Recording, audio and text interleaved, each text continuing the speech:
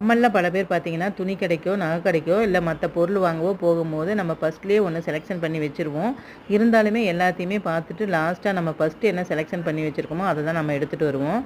ஆனா வாழ்க்கையில பிள்ளைகளுக்கு நம்ம வரன்கள் தேடும்போது, ஃபர்ஸ்ட்ல வர்றது எல்லாத்தையுமே நம்ம தள்ளி போட்டுக்கிட்டே போவோம். லாஸ்ட்டா பார்ப்போம். நல்லா வரனா வரட்டும் அப்படின்னு சொல்லிட்டு. பையனுக்கும், பொண்ணுக்கும் குறிப்பிட்ட வயசு ஆனதுக்கப்புறம், இதுக்கு மேல வரன்கள் அமையலனா என்ன பண்றது? அப்படின்னு சொல்லிட்டு ஏதாவது ஒண்ண பார்த்து நம்ம கல்யாணம் பண்ணி வச்சுருவோம். அதுக்கப்புறமா நம்ம ஃபீல் பண்ணுவோம். ஃபர்ஸ்ட்ல வந்த வரன்களே நல்லதா இருந்தது. இப்படி அமைஞ்சிருச்சே அப்படின்னு சொல்லிட்டு, அதுக்கப்புறம் நம்ம ஃபீல் பண்ணி ஒண்ணுமே பண்ண முடியாதுங்க. நம்ம துணி கடையிலயோ, நகை கடையிலயோ ஃபர்ஸ்ட்டு பார்த்த பொருள லாஸ்ட்டா நம்ம எடுத்துட்டு வந்துரலாம்.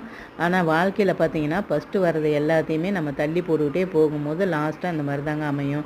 அதனால ஃபர்ஸ்ட்ல வர வரன்களையே நம்மளுக்கும், நம்ம புள்ளைங்களுக்கும் ஓரளவுக்கு புடிச்சிருந்ததுன்னா, அதையே பார்த்து அமைச்சிரணுங்க. ஏன்னா பிள்ளைகள் லாஸ்ட் வரைக்கும் சந்தோஷமா இருக்கணும் இல்லைங்களா? இந்த வீடியோ பிடிச்சிருந்தா லைக் பண்ணுங்க. மறக்காம நம்ம சேனல சப்ஸ்கிரைப்